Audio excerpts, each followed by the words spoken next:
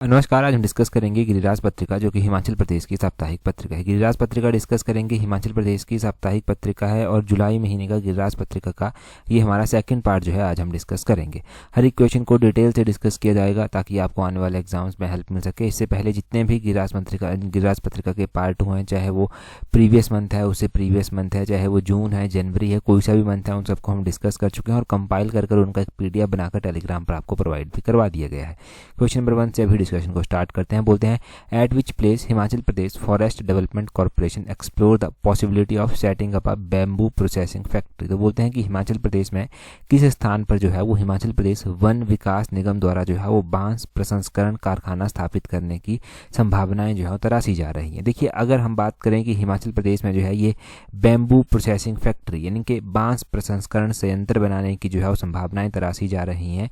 ये तराशी जा रही हैं कहाँ पर? हिमाचल प्रदेश के गगरेट में। ऑप्शन ए जो है वो सही आंसर हो जाएगा। क्यों ये चर्चा में आया? देखिए, अभी जो है वो हिमाचल प्रदेश में मुख्यमंत्री की अध्यक्षता में जो है वो हिमाचल प्रदेश राज्य वन विकास निगम की निदेशक मंडल की 215वें नंबर की बैठक जो है वो आयोजित की गई और इसी में जो है ये बात जो था वो कही गई कि ऊना जिले के गगरेट में जो है वो बांस प्रसंस्करण संयंत्र स्थापित करने की संभावनाएं जो है तराशी जाएं।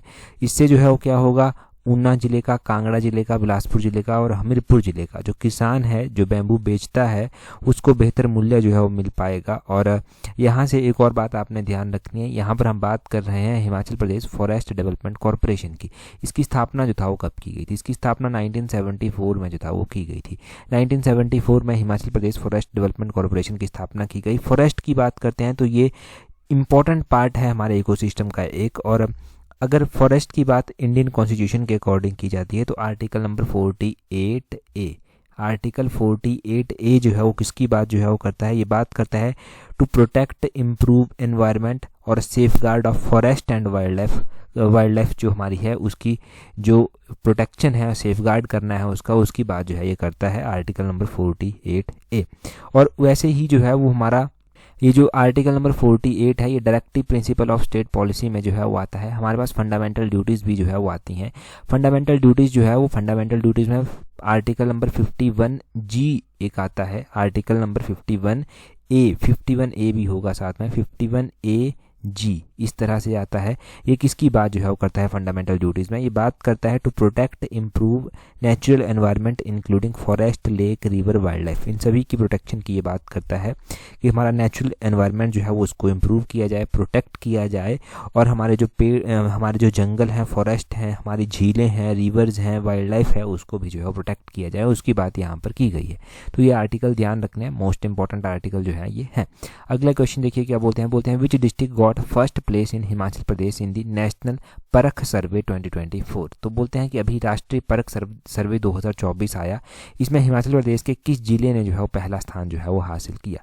अगर हम राष्ट्रीय परख सर्वे की बात करते हैं तो राष्ट्रीय परख सर्वे का डाटा अभी हमारे पास सामने आया और इस राष्ट्रीय परख सर्वे के अकॉर्डिंग जो है वो हमीरपुर जिला देश भर में जो है प्रथम स्थान पर है। ऑप्शन सी जो है वो सही आंसर है। क्या है ये पूरी बात? देखो, हिमाचल प्रदेश में शिक्षा के क्षेत्र में हमीरपुर जिले को एक उपलब्धि जो है वो मिली है। भारत सरकार ने जो है वो नई शिक्षा नीति के तहत, नई शिक्षा नीति है 2020 की, इसके अंतर्गत जो है वो एक राष्ट्रीय परख सर्वे करवाया। राष्ट्रीय परख सर्वे 2024 जो है उसको कहा गया और हमीरपुर जिले ने पहला स्थान जो है वो यहाँ पर हासिल किया है। वहीं राष्ट्रीय स्तर पर अगर हम बात करें तो हिमाचल प्रदेश जो है वो पहले 21वें स्थान पर हुआ करता था। हमने अभी पढ़ा था कि टॉप 5 में जो है वो हिमाचल जो है वो आ गया है, हिमाचल टॉप 5 में आ गया है। ये जो परख सर्वे करवाया गया इसमें जो है वो हमीरपुर जिले के 106 स्कूल, तीसरी से छठी और 9वीं कक्षा के 2230 विद्यार्थियों ने जो है वो भाग लिया और सर्वे में शिक्षा विभाग की ओर से 106 फील्ड इन्वेस्टिगेटर JVT प्रशिक्षु शिक्षक थे, ये इनको नियुक्त किया गया था जिन्होंने स्कूल स्तर पर विद्यार्थियों की परीक्षा जो है वो आयोजित की। और शिक्षा विभाग ने जो है वो परीक्षा से पहले जो है वो 3 बार जो था वो मौखिक टेस्ट भी बच्चों के आयोजित किए थे जिनकी निगरानी जो है वो जिला स्तर पर की गई थी और इन टेस्टों से ही जो है वो पता चला और यहीं से जो है वो एक डाटा आया और उसी डाटा से पता चला कि हमीरपुर जो है पूरे प्रदेश भर में जो है वो पहले स्थान पर जो है वो आता है। पहला स्थान हमीरपुर का जो है वो रहा है। अच्छा, लिटरेसी रेट के अकॉर्डिंग अगर हम बात करते हैं तो 2011 का जो हमारे पास 2011 का जो ऑफिशियल सेंसस है हमारे पास, उसके अकॉर्डिंग हमीरपुर की ही लिटरेसी रेट सबसे ज़्यादा है। आपको ये पता होना चाहिए कि हमीरपुर की जो लिटरेसी रेट है वो कितनी है 2011 की जनगणना के अनुसार। हमीरपुर का लिटरेसी रेट 88.15% है, 88.15% है। और वैसे ही पूरे हिमाचल में ही बात की जाए तो मेल लिटरेसी रेट हाईएस्ट कहाँ का है, वो भी हमीरपुर का ही जो है वो है। हमीरपुर का मेल लिटरेसी रेट 94.36% जो है वो आता है। अगर हम फीमेल लिटरेसी रेट की बात करते हैं तो फीमेल लिटरेसी रेट भी हमीरपुर का ही जो है वो सबसे ज़्यादा है। हमीरपुर का फीमेल लिटरेसी रेट जो है वो 82.62% है, 82.62% जो है वो हमीरपुर का फीमेल लिटरेसी रेट है। और पूरे हिमाचल का ओवरऑल लिटरेसी रेट जो है वो लिटरेसी रेट कितना है, 82.80 है। पूरे हिमाचल का मेल लिटरेसी रेट कितना है, 89.53% जो है वो पूरे हिमाचल का है। फीमेल लिटरेसी रेट कितना है, 75.93% पूरे हिमाचल का फीमेल लिटरेसी रेट है। तो ये आपने जो है वो डाटा ध्यान रखना है लिटरेसी रेट के बारे में। अब टॉप 5 में अगर परख सर्वे के अकॉर्डिंग पूछा गया तो भी पता होना चाहिए कि हिमाचल ने जो टॉप 5 में स्थान हासिल किया है। और हिमाचल में भी हमें डिस्ट्रिक्ट वाइज बात की जाए तो हमीरपुर डिस्ट्रिक्ट ने टॉप किया है। हमीरपुर का 2011 की जनगणना के अनुसार लिटरेसी रेट पता होना चाहिए, mail literacy rate, female literacy rate पता होना चाहिए। ये सारा डाटा यहाँ से इंपॉर्टेंट बना। यहाँ पर डाटा लिखा है, जब आप रिवाइज़ करेंगे तो ये डाटा भी आप जो है वो यहाँ से रिवाइज़ कर पाएंगे। ठीक है जी, जब PDF हम अपलोड करेंगे तब ये रिवीजन आपका हो जाएगा। आगे बोलते हैं Avinash Jamwal who recently won silver medal in 65 kg category at the 2025 World Boxing Cup belong from which district. देखिए ये जो अविनाश जम्बाल हैं ये हिमाचल प्रदेश से संबंध रखते हैं और इन्होंने 65 kg कैटेगरी में जो है जो वर्ल्ड बॉक्सिंग कप हुआ वर्ल्ड बॉक्सिंग कप 2025 हुआ, उसमें इन्होंने सिल्वर मेडल जीता है। बोलते हैं हिमाचल के कौन से ज़िले से ये संबंध जो है वो रखते हैं, तो हिमाचल प्रदेश के ये मंडी ज़िले से जो है वो संबंध रखते हैं। अगर हम अविनाश के बारे में थोड़ा सा जानेंगे तो अविनाश जम्बाल जो है वो विश्व मुक्केबाजी कप में जो है वो उन्होंने शानदार प्रदर्शन किया और सिल्वर मेडल जो है वो इनके द्वारा जीता गया है। इससे पहले भी इन्होंने जो है वो ब्राज़ील में एक प्रतियोगिता हुई थी, उसमें इन्होंने ब्रॉन्ज मेडल जो था वो हासिल किया था। इस बार कजाकिस्तान के अस्ताना में जो है वो ये वर्ल्ड बॉक्सिंग कप हुआ और यहाँ पर इन्होंने जो है अपना जो है वो ये मेडल जीता। वैसे ही अगर हम बॉक्सिंग के बारे में थोड़ा सा और जानते हैं तो अमेरिका में जो है वो वर्ल्ड पुलिस बॉक्सिंग चैंपियनशिप जो था वो हुई थी। ये जो वर्ल्ड पुलिस बॉक्सिंग चैंपियनशिप हुई थी इसमें भी हिमाचल प्रदेश की एक बेटी थी जिन्होंने जो है वो देश का नाम जो है वो यहाँ पर रोशन किया। ये शिमला की रहने वाली हैं और इनका नाम है मोनिका का नाम भी यहाँ से ध्यान रखना है। मोनिका के द्वारा जो है वो अमेरिका में हुई वर्ल्ड पुलिस बॉक्सिंग चैंपियनशिप में जो है प्रदेश का नाम जो है रोशन किया गया। शिमला जिले के रामपुर की रहने वाली जो है ये हैं, इन्होंने जो है वो गोल्ड मेडल जो है वो जीता है। ये भी पता होना चाहिए कि कौन सा मेडल जीता है। उसी तरह जो है वो किन्नौर की जो है वो शशिकला नेगी भी हैं, इन्होंने भी शानदार प्रदर्शन यहाँ पर किया। ये जो शशिकला नेगी है किन्नौर की, इनके द्वारा कौन सा मेडल जो है वो जीता गया है, शशिकला नेगी के द्वारा जो है वो सिल्वर मेडल जो है वो जीता गया है। ठीक है, सिल्वर मेडल जीता गया है शशिकला के द्वारा और मोनिका के द्वारा जो है वो गोल्ड मेडल जीता गया है।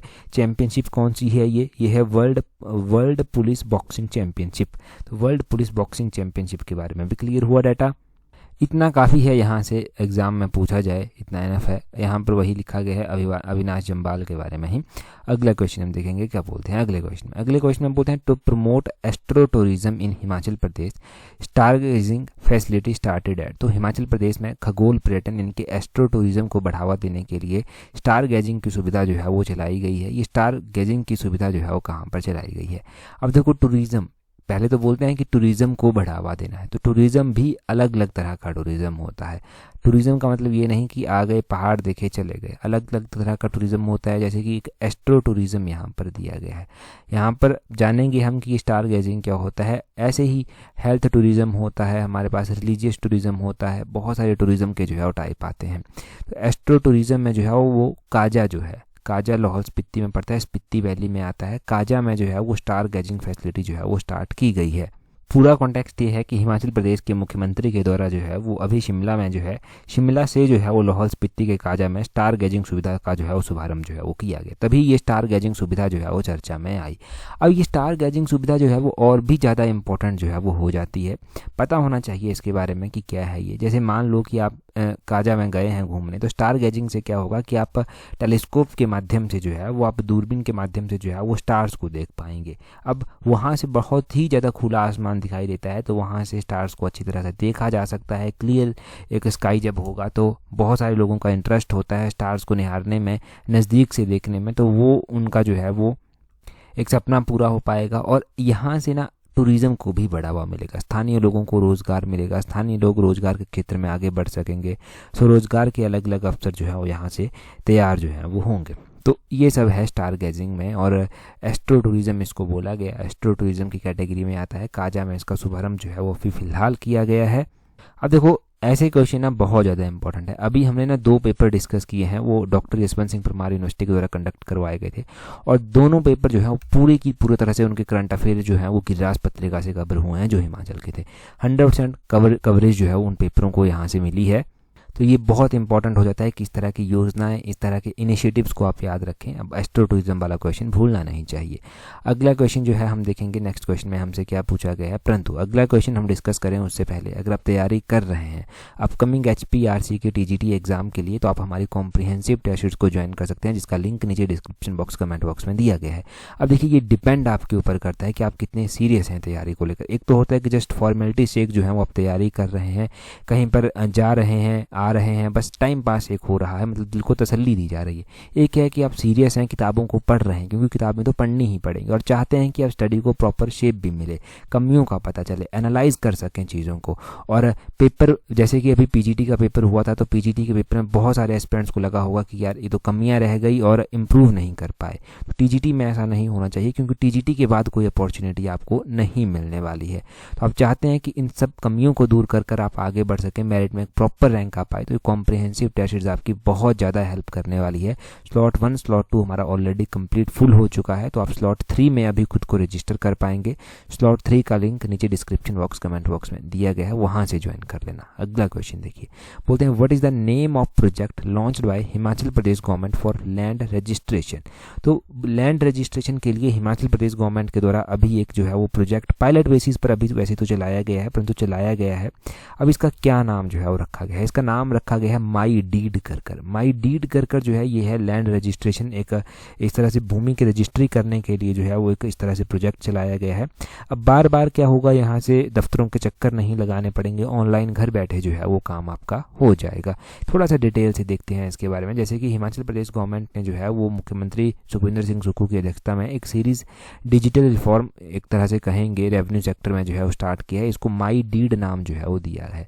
माई डीड इसको नाम दिया है, ये NGDRS यानी कि national generic document registration system के तहत एक पायलट प्रोजेक्ट जो है वो चलाया गया है। इसका एम क्या है, इसका एम है जो लैंड रजिस्ट्रेशन की प्रोसेस है उसको मॉडर्नाइज करना, यानी कि डिजिटल वे से वो हो सके, और इससे जो फिजिकल विजिट होता है, मतलब फिजिकली आपको दफ्तरों के चक्कर लगाने पड़ते हैं, ठीक है, डॉक्यूमेंट्स देने पड़ते हैं, ट्रांसपेरेंसी लाई जा सके, ये सब चीज़ें इंश्योर की जाएंगी। मतलब फिजिकल विजिट आपका कम हो जाए, है ना, जो आपको डॉक्यूमेंट्स वगैरह बहुत ज़्यादा देने पड़ते थे फिजिकल वे में, वो भी कम हो जाए और अच्छी सर्विस मिल सके, और ट्रांसपेरेंसी भी एक लैंड रिलेटेड मैटर्स में जो है वो आ सके।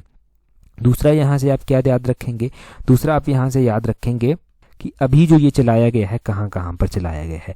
अभी ये बिलासपुर जिले की बिलासपुर सदर तहसील में, चंबा की डलहौजी तहसील में, हमीरपुर की गल्लौर तहसील में, कांगड़ा के जयसिंहपुर तहसील में, कुल्लू की भूंतर तहसील, मंडी की पद्दर तहसील, और शिमला की कुमारसेन तहसील में, और सिरमौर के राजगढ़ में, सोलन के कांडा घाट में, ऊना के बंगाना में इस परियोजना को जो है वो चलाया गया है। मतलब ये अभी पायलट बेसिस पर चली है। जब भी आप पढ़ते हैं ना पायलट बेसिस पर कोई योजना चली है, तो उसका मतलब आप समझ जाएं कि इसको कंप्लीटली लॉन्च नहीं किया गया, पायलट बेसिस पर पहले ट्रायल लिया जा रहा है, ठीक है, ट्रायल लिया जा रहा है, उसका धीरे धीरे कर फिर उसमें जो कमियां होगी उनको इम्प्रूव किया जाएगा, फिर पूरी तरह से जो है लॉन्च होगा। एग्जांपल दूं मैं आपको थोड़ा सा, तो अभी हम ना अपनी वेबसाइट पर काम कर रहे हैं, तो वेबसाइट पर काम कर रहे हैं, तो पहले अभी वेबसाइट पर जब काम कर रहे हैं तो बहुत सारी चीज़ें ऐड करनी है।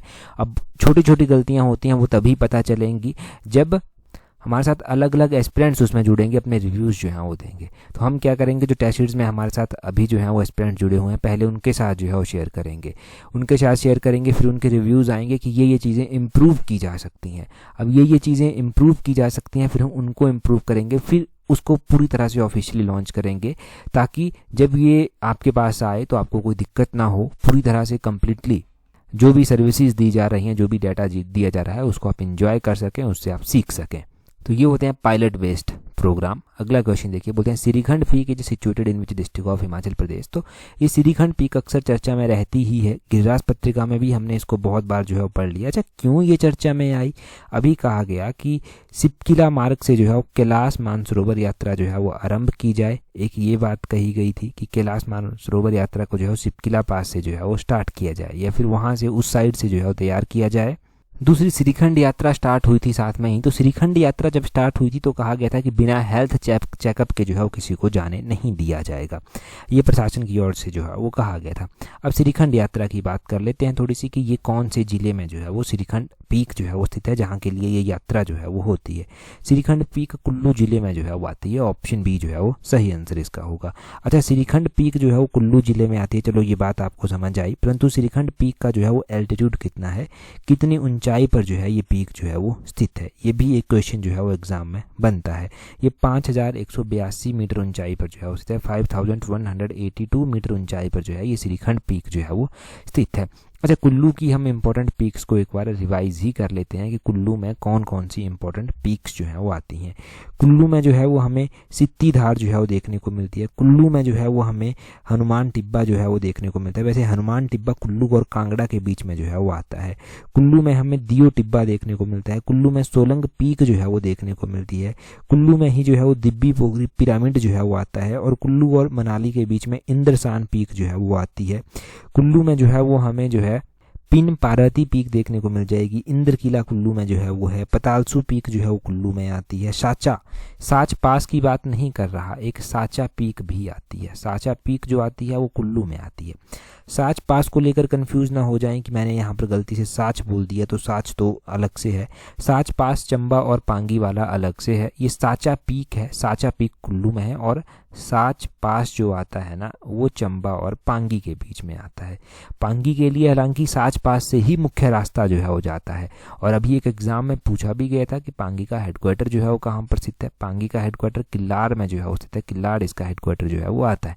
हजारों बार गिरिराज पत्रिका में ही ये चीज़ जो है वो रिवाइज हुई है अच्छे से। अगला क्वेश्चन देखेंगे हमारे पास क्या पूछा गया है। आगे बोलते हैं Mata Dhumavati temple is situated in which district of Himachal Pradesh. तो माता धूमावती टेम्पल जो है वो हिमाचल के किस जिले में जो है वो स्थित है। माता धूमावती की एक छोटी सी स्टोरी भी जानेंगे जो कि गुम्मा और द्रंग, जहाँ पर सॉल्ट की माइंस हैं, वहाँ के व्यापारियों के साथ भी जुड़ी हुई है। और माता धूमावती के बारे में जो है वो यहाँ पर जानेंगे। ये जो माता धूमावती का मंदिर है ये कहाँ पर आता है, ये मंडी जिले में जो है वो आता है। ऑप्शन बी जो है वो सही आंसर है। तो हम माता धूमावती की एक छोटी सी प्यारी सी कहानी जो है वो जानते हैं। यहाँ से हिमाचल के कल्चर के बारे में आपको बहुत कुछ जानने को मिलेगा। अब देखिए, कहा जाता है कि माता जो यहाँ पर आई थी वो भेड़ के रूप में जो था वो माता यहाँ पर जो था वो आई थी। कहा जाता है कि एक बार गाँव के 4-5 लोग जो था वो नमक लेने के लिए जो था वो गुम्मा और द्रंग जो था वो जा रहे थे। गुम्मा और द्रंग वही साइट है जहाँ पर हिमाचल में एकमात्र नमक जो है वो मिलता है। नमक की खदानें यहाँ पर स्थित हैं। तो यहाँ से ये नमक लेकर आते थे और आसपास के गांव में जाकर जो था वो बेच देते थे, शहर में जाकर बेच देते थे। तो ये 4 आदमी थे, ये यहाँ से नमक लेकर जो था वो जा रहे थे। पीठ पर नमक उठाया हुआ था, शहर की ओर जो था वो जा रहे थे, गाँव के रास्ते से जा रहे थे। इनके पीछे पीछे एक भेड़ ने जो था वो चलना स्टार्ट कर दिया। जब इन्होंने थोड़ा सा आगे चलकर देखा तो इनको पता चला कि इनके पीछे पीछे एक भेड़ जो है वो चली हुई है। चलो, इन्होंने सोचा कि हो सकता है कि गांव में किसी व्यक्ति की भेड़ आगे पीछे हो गई हो और वो जो है वो इनका पीछा कर रही है। कुछ समय के बाद खुद ही अपने घर चली जाएगी। परंतु जैसे चलते गए, दिन भी ढलता गया, इन्होंने देखा भेड़ फिर से पीछा कर रही है। तो थोड़ा सा और चले, फिर इन्होंने मन में ही प्लानिंग कर ली कि तो शाम का मतलब जो खाने का इंतजाम है वो हो गया यहाँ से। तो धीरे धीरे आगे चलते गए, शाम भी होती गई। जैसे ही शाम हुई इन्होंने देखा कि भेड़ तो पीछा कर रही है। एक जगह ये रुक भी गए वहाँ पर कि अब खाना वगैरह बनाते हैं। परंतु जब भेड़ के पीछे गए तो भेड़ वहाँ से लापता हो गई। भेड़ जो है वहाँ से गुम हो गई, भेड़ इनको मिली ही नहीं। और भेड़ जब इनको नहीं मिली तो इन्होंने ये डिसाइड किया कि अब जो घर से खाना लेकर आए थे उसी को खाते हैं और सो जाते हैं। वही खाया और वही सो गए। फिर अगले दिन सुबह फिर से यात्रा स्टार्ट हुई। जब फिर से यात्रा इन्होंने स्टार्ट की तो देखा सुबह फिर से भेड़ इनका पीछा कर रही है। पीछा करते करते वैसे ही चलते गए और ये जो है वो अपने अपने गांव जो है वो चले गए, अपने अपने स्थान पर जहाँ पर भी इनको ये अपना सामान बेचना था नमक जाकर, वहाँ की ओर जो है वो चले गए। और भेड़ भी जो है वो अपने रास्ते जो है वो आगे बढ़ती रही, और अपने रास्ते आगे बढ़ती बढ़ती भेड़ जो है वो सायरी गांव जो है वो जा पहुंची। सायरी गांव में जो है वो देव बालक महेश्वर सिंह का जो है वो मंदिर है, वहाँ पर जाकर जो है वो भेड़ पहुंच गई और देवता से जो है वो माता ने बात की। ये भेड़ जो था वो माता रूपेन थी और इन्होंने जो है वो माता से बात की। माता ने जो है वो देवता से बात की और देवता ने कहा कि आपको अगर स्थान चाहिए रहने वाला, तो इशारा किया कि सामने की ओर जंगल है, ये जंगल बहुत ही शांत है, वहाँ आप वहाँ पर जाकर जो है स्थान ले सकती हैं जाकर।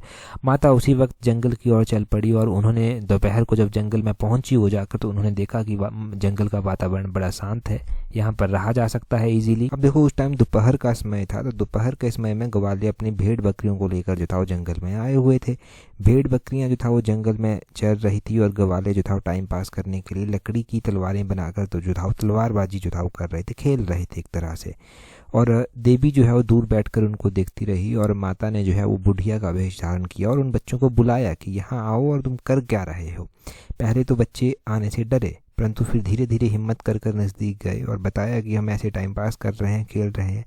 तो उन्होंने कहा कि तलवार, जिस लकड़ी की तलवार से आप खेल रहे हैं, ये बहुत ताकतवर है, इससे आप जो है वो किसी का सर भी काट सकते हो। आप अपने जो आपके पास भेड़ें हैं इनका सर यहाँ पर जो है वो आप काट सकते हो, आपके पास बकरा है आप उसका सर जो है वो काट सकते हो। पहले तो उनको लगा कि ऐसे ही मजाक कर रही है, परंतु देवी ने कहा कि नहीं, तुम सच में ऐसा कर सकते हो और करके देखो। फिर किसी ने बीच से हिम्मत की और बकरे के पास गया और बकरे के पास जाकर जो था उसका सर काटने की कोशिश की उस लकड़ी की तलवार से, और सच में ही आवाज़ हुई, जैसे बकरे का सर काटने से आवाज़ हुई और बकरे की गर्दन जो है वो अलग हो गई। यही देखते देखते जो है वो बच्चे भी हैरान हो गए और बहुत खुश हुए कि ये तो सच में चमत्कार है।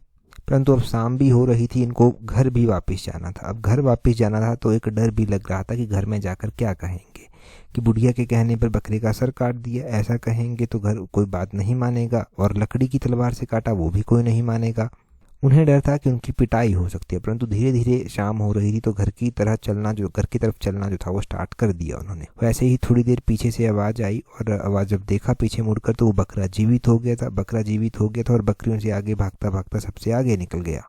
अब उनकी खुशी का ठिकाना नहीं था और घर चले गए। फिर शाम को घर में जाकर उन्होंने अपने बड़े बूढ़ों से ये बात बताई और बड़े बूढ़े समझ गए कि ये कोई दैवीय शक्ति है। अगले दिन वो उसी स्थान पर गए और उसी स्थान पर जाकर पहुंचे जब, तो उन्होंने देखा कि देवी की एक पिंडी वहां पर जो है, और उसी समय जो लोग वहां पर गए थे उन्हीं में से एक व्यक्ति को जो है वो माता आ गई और खेलते खेलते जो है वो उन्होंने कहा कि मैं धूमावती माता हूँ और भाई बालक महेश्वर के कहने पर यहाँ पर स्थान मैंने जो है वो लिया है, और मैं तुम्हारे बच्चों के बारे में पूरी बात बताई और बकरे के सर के बारे में बात बताई। और उसी टाइम से जो है वो देवी की श्रद्धा वहाँ पर बढ़ गई। लोग जो है वो वहाँ पर देवी की पूजा करने लगे। फिर लोगों की मन्नतें पूरी होने लगी, जिनको पुत्र प्राप्ति चाहिए थी उनको पुत्र प्राप्ति होने लगी। दूर दूर से लोग यहाँ पर जो है वो आने लगे। और जब माता का मंदिर यहाँ पर बन गया तो माता ने अपने भाई को यहाँ पर बुलाया, भाई बालक महेश्वर को बुलाया। भाई बालक महेश्वर ने न्योता स्वीकार किया और ज्येष्ठ मास की 3 तारीख को मतलब देव बालक महेश्वर जो था वो यहाँ पर आए और देवता जो है वो अपने पुजारी देवलुओं के साथ यहाँ पर आए। आधे रास्ते तक देवता के देवलू देवता को उठाकर लाए, आधा रास्ता माता के देवलू देवता को धुआंधार तक पहुंचाते हैं, और उसी समय से इस स्थान का नाम धुआंधार भी पड़ गया और तभी से माता की पूजा यहाँ पर होती है। तो ये है छोटी सी स्टोरी माता धूमावती के बारे में, और इंटरेस्टिंग स्टोरी है, हिमाचल के कल्चर के बारे में जानने को मिलता है यहाँ से। नेक्स्ट क्वेश्चन देखेंगे। अब अगला क्वेश्चन देखते हैं क्या बोलते हैं in which year was complete ban on cutting of green trees imposed in Himachal. तो ये भी गिरास पत्रिका में आया था। वैसे बोलते हैं कि हिमाचल प्रदेश में हरे वन काटने के लिए जो पूर्णतः रूप से प्रतिबंध लगाया गया था वो कब लगाया गया था, वो 1980 में लगाया गया था। परंतु यहाँ पर हम थोड़ा सा डाटा डिटेल से जब मैंने सर्च किया तो यहाँ से थोड़ा सा डाटा अलग देखने को मिलता है। बोलते हैं हिमाचल में जो कंप्लीट बैन लगाया गया था वो 1996 में जो था वो लगाया था। ये कंप्लीट बैन ग्रीन ट्रीज की कटिंग पर जो था वो लगाया गया था कि हरे पेड़ जो है वो नहीं काटे जाएंगे। परंतु इससे पहले भी कहते हैं कि एक इनिशियली ब्लैंकेट बैन लगाया गया था। ये जो है वो इससे पहले 1986 में जो था वो लगाया गया था, और ये डाटा यहाँ पर बिजनेस स्टैंडर्ड रिपोर्ट 2014 के अनुसार जो है वो दिया गया है। तो हो सकता है कि 1980s दशक बताया गया हो और एग्जैक्टली ईयर 1986 हो। तो एग्जैक्टली ईयर आपने as per business standard report 2014 के अकॉर्डिंग 1986 जो है वो ध्यान रखना है। ये मैंने आपको सोर्सेज भी बता दिए कि बिजनेस स्टैंडर्ड रिपोर्ट 2014 की जो है ये हमें बताती है। तो इतना आपने जो है उस ब्लैंकेट के बारे में, जो ब्लैंकेट बैन लगाया गया था ग्रीन फॉरेस्ट की कटिंग के ऊपर, वो ध्यान रखना है।